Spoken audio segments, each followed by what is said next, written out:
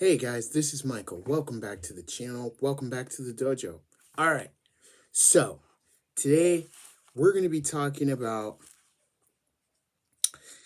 an anime movie that came out, I would want to say 2, 3, 4, maybe 5 years ago. And I'm going to say maybe 3 years ago. Maybe. But we're talking about Sword Art Online Progressive. And I just watched it last night for the very first time. Because it was finally dubbed in English, and I can't wait to talk about it. So here we go. Sharpen your swords and get ready, because we're going into the virtual world. Let's get into it. So, Sword Art Online Progressive is a movie, of course, based off of the hit series Sword Art Online. However, instead of seeing it from the perspective of Kirito, we're seeing it from the perspective of Asuna Yuki. And we start off in the movie with the big day is approaching for the release of Sword Art Online. Our first images are of a beta tester going through the Aincrad floating castle and beating monsters along the way. Now, we don't know who this character is. It could be Kirito, it could be someone else. For the sake of fairness, we're going to say it's Kirito. Just he's using a different avatar than what we know. So, we find our protagonist, Asuna Yuki, walking through the city, and she's seeing all the advertisements for Sword Art Online. Everybody's hyped about it. Everybody's great. Asuna's life is basically, she's not a rich kid, but her dad works for a wealthy company, RecTech, which helped design the nerve gear that will be used in Sword Art Online. And her mother wants her to be an aspiring student. Like, basically, her mother wants her to get all A's. Her mother wants to be totally focused, no distractions. Like, constant study, study, study. Entrance exams are coming up, and her younger brother, and her father are very proud of her, but her mother wants more. Her mother expects her to want more. And really, we see this in, I would say, the second season, or the second half of the first season of Sword Art Online, where we actually meet Asuna's mother for the very first time, and we see that she is basically upset with Asuna because she was in the game for so long. And if you know the story of Sword Art Online, you know why she was in the game for so long. But she was in the game for so long, she's fallen behind in her studies, and her mother just doesn't like that. So anyway, moving on. We are at Asuna's school. She's top of her class. Everyone's congratulating her. Her friends are crowding around her because it's like, hey, congratulations, Asuna, you did it, And here's Asuna being all humble, being like, oh, it was nothing, type of thing. I just studied hard, da-da-da-da-da, right?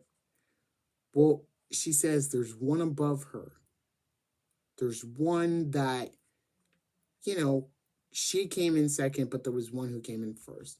And that was her friend Mizumi. Pay attention to this. Mizumi, however, the other class tries to avoid her, not because she's ugly, not because she's mean or anything like that, but because Mizumi is a heavy gamer. I mean heavy gamer. And so for the duration of class, like, Mizumi sits by herself until lunchtime. And then she's playing games. She's playing a fighting game, a mobile fighting game, I should say, with Asuna outside, and beats her. And, Asuna says, I'm no good at this or whatever like that. And Mizumi is like, no, but you're getting better.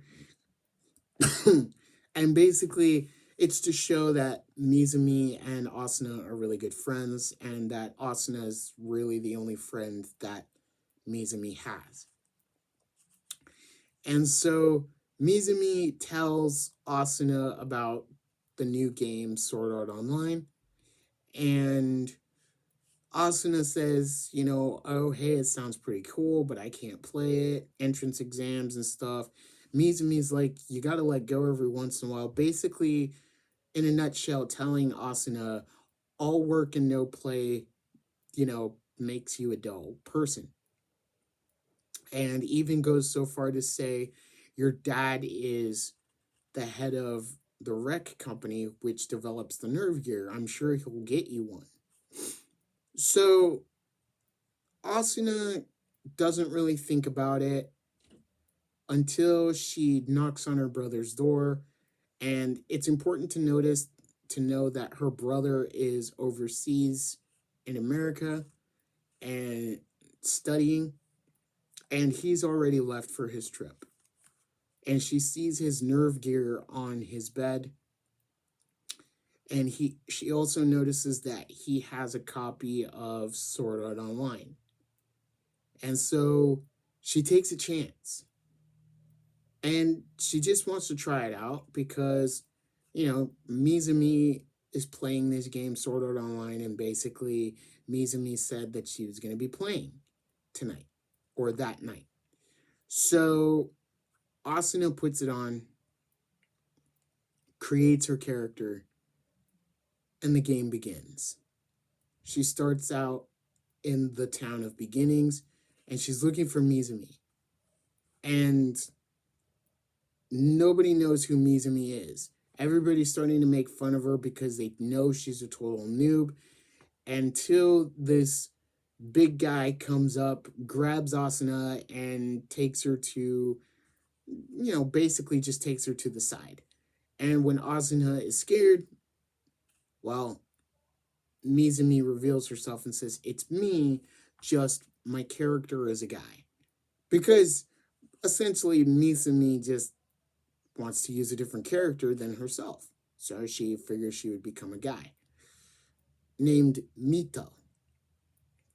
So Mito is showing her how to use the game, how to play the game, what to do and everything. And finally, when the sun is going down, Asuna's ready to log out. And she's like, what are you going to do for the rest of the game? She was talking to Mito. And Mito basically says, probably going to stay here. I'll see you tomorrow at school type of thing. Except there's no logout button. And Asuna basically is like, shouldn't there be a logout button? And Mito's like, yeah, it should be in your settings. And Asuna's like, I'm in my settings and there's no logout button. And everybody Mito starts to kind of be like, what's going on? And then, if for those of you who watch Sword Art Online, you know what happens after that. Yes, Akihiko Kayaba is in the sky, floating over their heads, and he delivers the message that this is not a game that you play, and basically says you can't log out of this game. Because if your nerve gear is disconnected from your head, it will send a message to your brain and you die. If you are killed in the game, you die in real life. If someone disconnects you from your nerve gear, not only do you die in the game, but you die in real life. And so Sword Art Online becomes a death game. Now, there's more about this, and I want to do a video essay later on the channel talking about the differences between reality and virtual reality. But for the main part, let's stay with the story of the movie, shall we? So the movie continues. Asuna is scared. Everybody's freaking out. Nobody knows what to do.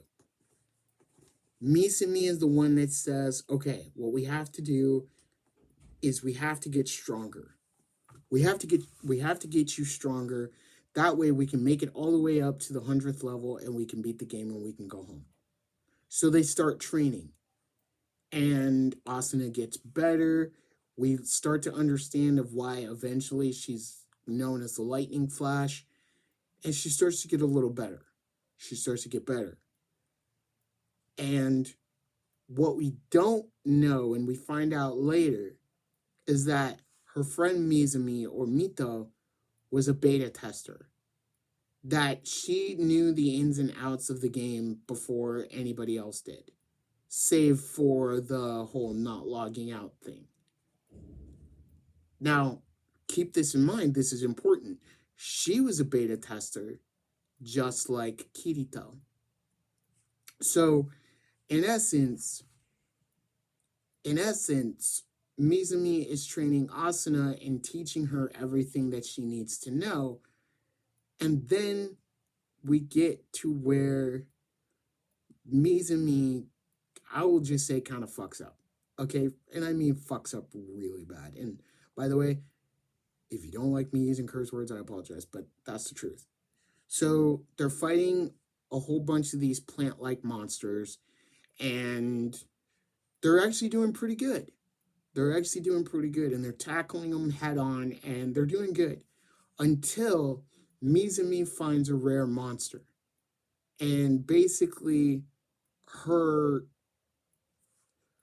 desire for wanting rare items and rare drops kicks in, and she basically says, Asuna, can you handle the rest of them? I'm going to go slay this other monster. And basically what happens is Mizumi, we think that Mizumi is dead.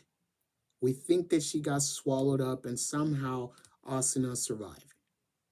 The only thing that we do know is Kirito actually comes and saves her. Of course, he doesn't know her, she doesn't know him.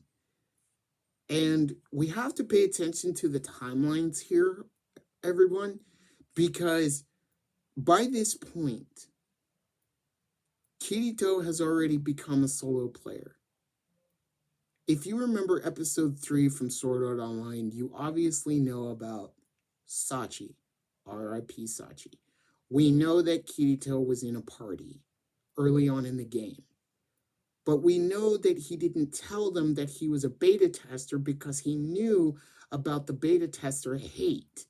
He didn't want them to reject him if they found out that he was a beta tester. So he keeps it a secret.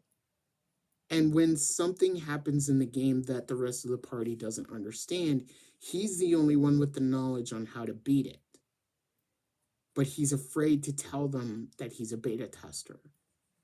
So how does this all connect to Asuna? Because at this time, Kirito, after that moment, Kirito decides that he's going to be a solo player. By this time, he's already on his own. The tragedy that happened with Saji has already happened. Now he's just in it for himself now. So when he meets Asuna, he's like, like, hey, are you okay, type of thing. You can have my map if you want to go back to the town of beginnings and everything like that.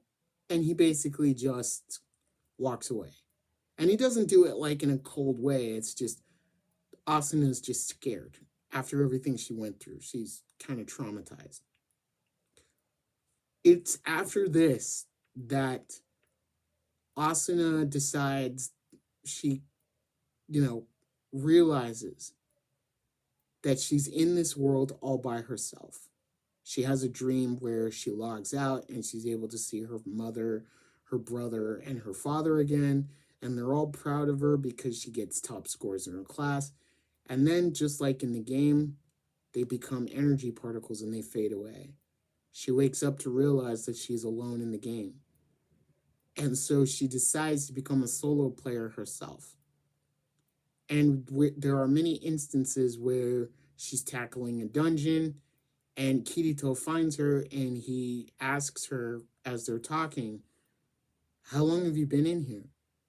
And she says, 3, 4, maybe 5 days at most. And she's exhausted.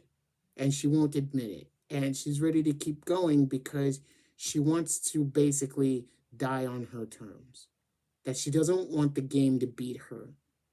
That if she's going to die, then she's going to die on her own. And it's Kirito that really helps her. And when she faints and passes out from exhaustion, he brings her outside of the village and is like, hey, we're going to be here for a while. So, there's no reason to go and end your life. We're going to get out of this. He kind of tries to reassure her. Excuse me. All right.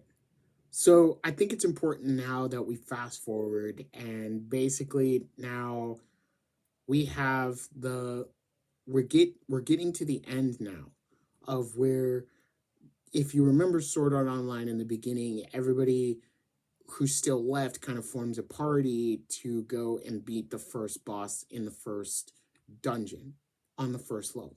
So it's a lot of firsts here. Kirito and Asuna basically become a party because Kirito's like, you shouldn't be a solo player. You'll never get through the game that way. You need to group up.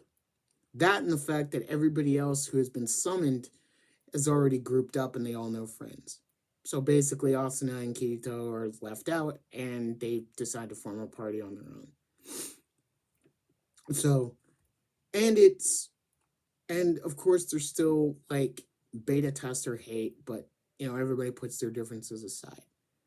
Kirito and Asuna talk a little bit more, basically saying like, Kirito's like, we got to work together on this. We got to do this, and stuff. So it's very heartwarming between the two of them, even though we as the audience, we know where this is going to lead for them. But it's always cool to see their early interactions. So finally we get to the boss level. And everyone's fighting. It looks like the boss is going to get beaten, and then he reveals that he has another sword. Kirito knows about it. Again, doesn't tell anybody. It takes out a bunch of players, but with their combined strength, everyone pitches in to help defeat the final boss. It's revealed that Mizumi didn't die back originally when she went to go fight the monster and she was consumed. That she's literally just been full of regret because she feels like she let Asuna down. She feels like she broke a promise to Asuna, which was to beat the game and to get out together. And she feels this way because if she hadn't have gone to go kill that one monster with the special drops, that they would still, that Asuna wouldn't have been having to fight by herself. And she honestly thought that Asuna was dead as well. And she felt regret about that. But she mostly felt regret because she couldn't keep her promise. Now we come to find out that Mizumi or Mito is still alive. And she's helping to fight the final boss. So it's, instead of being 2, now it's 3. But at the end, it's Asuna and Kirito that finally defeat the final boss. We have a happy ending, everybody's free, and the doors open to level 2.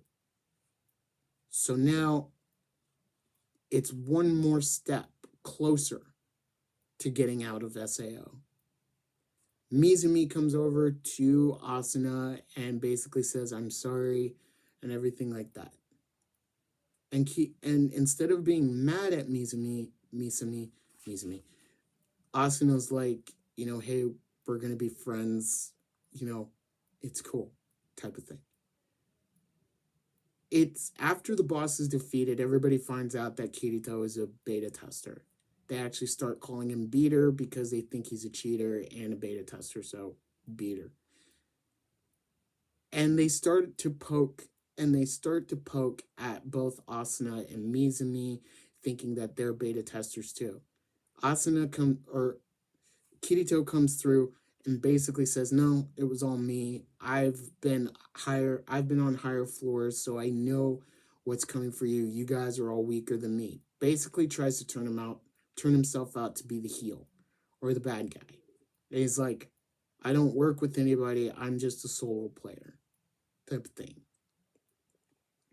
And once we get outside to level 2, Asuna tells Mizumi that she's gonna stick with Kirito for a while.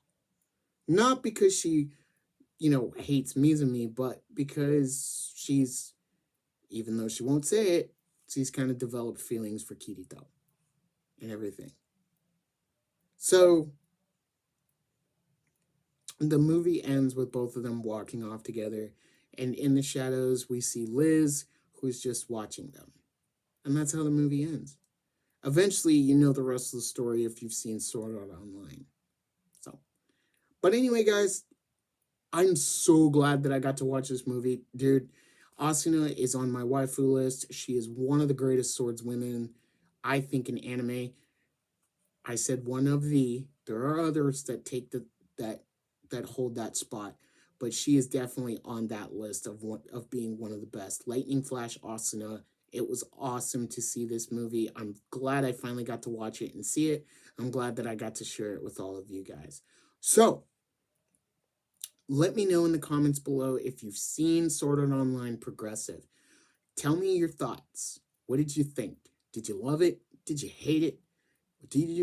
Would you like to see more from Asuna's perspective? Let me know, because I really enjoyed this movie, and I hope for those of you that have seen it, I hope you guys did too, because Sword Art Online is probably one of the coolest anime. Like I said, in the future, I'd like to do a video essay on Sword Art Online and the differences between virtual reality and actual reality. So, who knows? On the horizon, look forward to that. Anyway, that's enough yap out of me. I will see you guys in the next video. Hit that like button. Share this sucker out there, would you? Leave a comment on your way out. Hit the subscribe button so you know the next time I make another video. And I will see you guys later. Remember, wherever you are, whatever you're doing, you make it an anime day. Later.